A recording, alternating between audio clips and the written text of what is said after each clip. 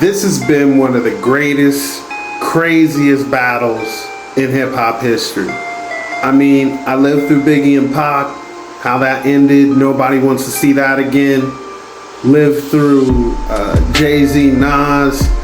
That got deep because, you know what I'm saying, both sides really knew each other and had things going on. But in the end, you see them, they in business, they chilling. This right here turned from friendly exhibition to nigga, I hate you forever. There was things said in this you can't come back from, no matter what. So let's go ahead and recap, see what's been going on. Starts right here with these two. So Metro and Future put out We Don't Trust You, a play on if your Metro don't trust you, I'ma shoot you. So they're basically aiming at Drake with the title, the whole theme of the album. But what stood out to everybody was the track on here, the first one called Like That. That's where Kendrick just went crazy. He came on it and just, aww, like the whole thing. There were so many memorable parts. And when he was like, yo, F the big three, it's just big me.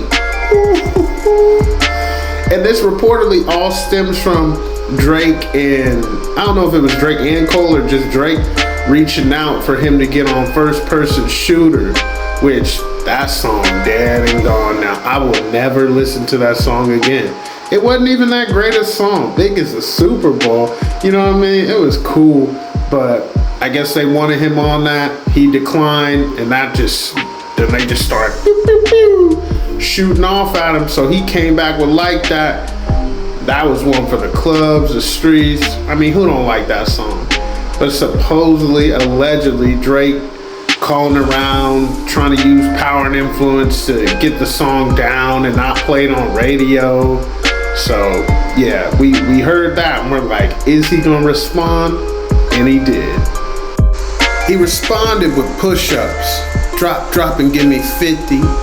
Basically implying that Kendrick was getting extorted by Top Dog and he had to do whatever he said and his splits were messed up and how you gonna be a big stepper and a size 7 men's on. Like, it was more playful shots. It wasn't a real deal. He hinted on some stuff, but I mean, this one was cool. It wasn't my favorite out of all of them. It was just a response. Kind of like with Charged Up. Seems like he likes to, like, you know, kind of test it out a bit, see what you got over there, and then get right back to you. But wasn't no time after, Kendrick was back on that ass. After push-ups, we were waiting a little bit, very little bit. And while we waited, Drake provided us with the tailor-made freestyle. This was very interesting because he used AI. He used AI to do the part of Tupac and Snoop, basically calling Kendrick a West Coast failure after everybody done crowned him the king of the coast.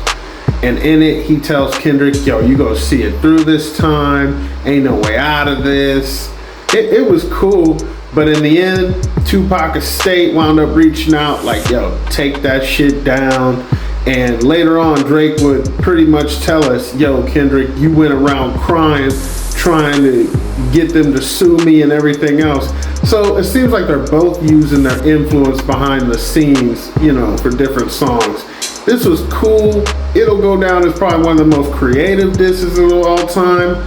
But as far as in this beef, it's like this and push-ups, still just a warm-up.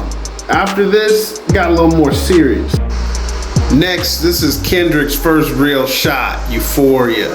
So this is a play on like the TV show Drake executive produced on HBO, and in it starts real slow, and you know he's challenging things. He's talking about the famous actor's paranoid, he's spiraling, and he pretty much goes on to call him a master manipulator, talking about his blackness a little bit, and just going on to say what he don't like about him overall.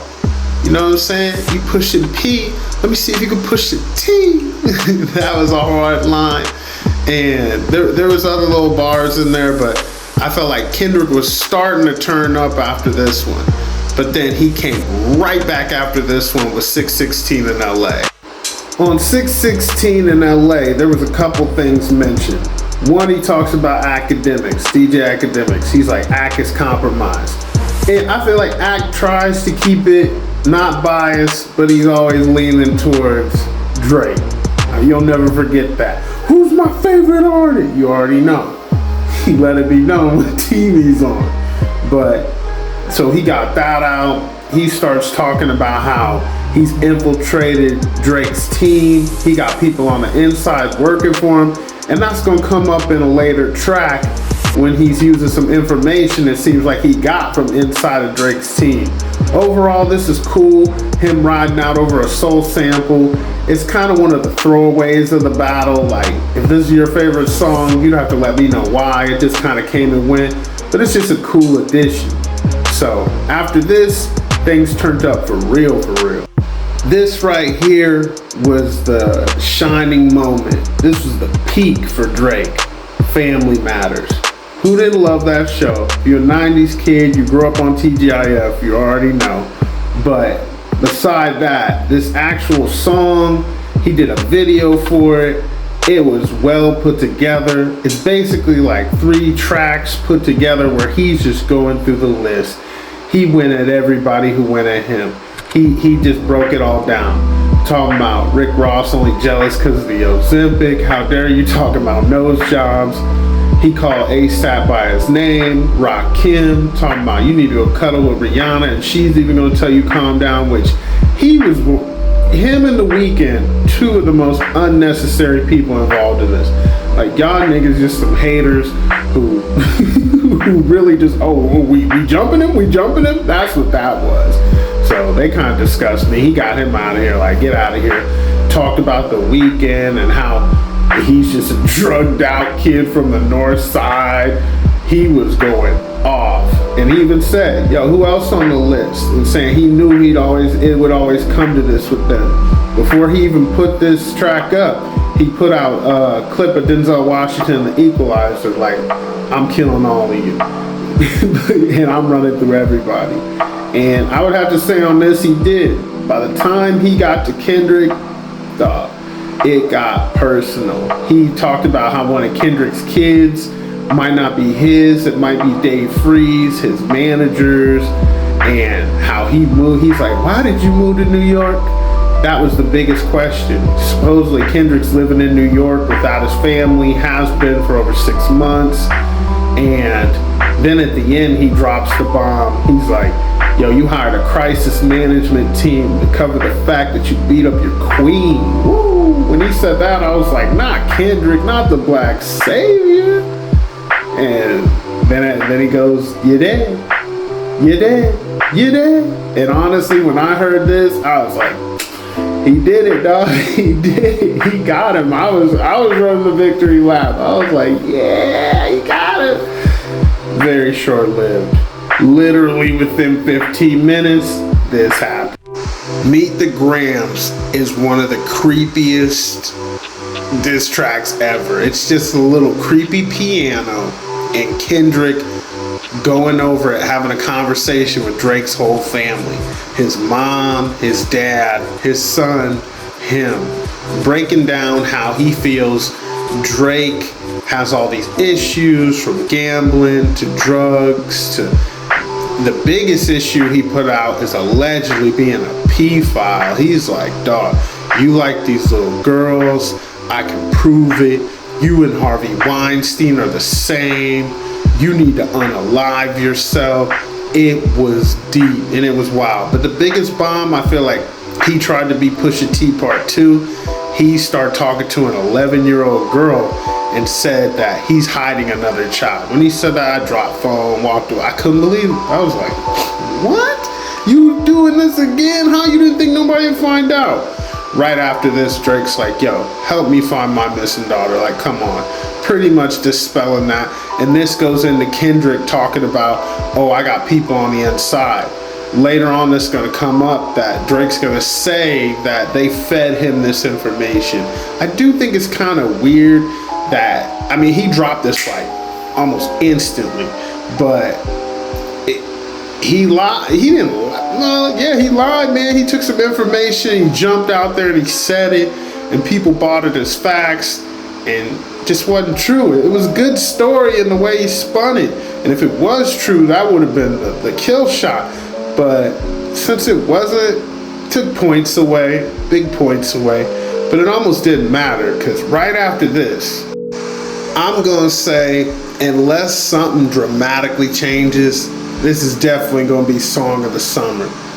Kendrick went straight West Coast on a mustard beat. And them little red pins right there, supposedly those are what you get when you're on like the sex offender list, which he claimed Drake and his team, and like Baca, who had some charges with that. So he leaned into that crazy. This is the cover, and that's Drake's house. And he just went nuts. He gave I'm laughing because the things he said, freaky ass nigga, he is 69, God, that's a line. That is a line. A minor, like the way he came at him over all that, legendary. And the beat, stupid. Mustard went crazy. Those two together, I was like, yeah, big trouble. By the very next day, dancing everywhere in LA, all over. California parties, they putting on Drake. Turn that shit off. Not trying to hear it. If it ain't Not Like Us, we ain't with it. This is definitely like the biggest song in the world. Like they say Kendrick's putting out an album. He already got a hit single. That thing went nuts. And right after this, we're like, all right, Drake, you gotta address this. Like you are, Family Matters pretty much had your club bopping off. We need to hear from you on these allegations. What's going on? And what he did next. This was supposed to be the one for Drake. This was supposed to end it all. Do not disturb level focus. I don't think it did that. So this cover art, this is Dave Free, the guy he mentioned, talking about Kendrick's baby moms or his fiance or wife or whatever they are, her real baby dad to one of his kids, Dave Free. This is supposedly a screenshot of him putting a heart under the picture of the kids. So that's what Drake used for the cover art. He goes into this basically like, haha guys, yeah, I could never be a pedophile because I'm too famous. That's crazy. Because it's like, all right, baby Epstein, you're too famous. And he said, I promise you, if I was doing these things, I'd be arrested. Oh, you promise? All right. Anyone who believes that, hit my line. Got a bridge in Brooklyn. It's right on sale for you. Because that's crazy to say. Then he mentioned Millie Bobby Brown, girl from the Stranger Things who he was speaking to, friends with when she was 14. And he's like, I'm Drake. I would never look at a teenager. They done pulled up video of him on stage with a 17-year-old early in his career. Just didn't work in his favor. He didn't have that energy. He sounded defeated. And he even said, yo, this has been a good exercise. I know you got 10 more to drop. Just drop them. Kind of like on that J. Cole, like, I don't care anymore. Really sad way to go out. This is Drake's second L in a battle. I feel like this takes him out of greatest rapper talks. He's out of it. So greatest artist talks, we can still talk about that. He's a pop star. The rap thing, nah. He is a pop artist. Very popular artist. But the king of rap is Kendrick Lamar. Gotta give it up. Gotta give it up. If you feel differently, let me know why. Make sure you like, subscribe. This is crazy, but we all got some great music and entertainment. So I'll see y'all soon. Peace.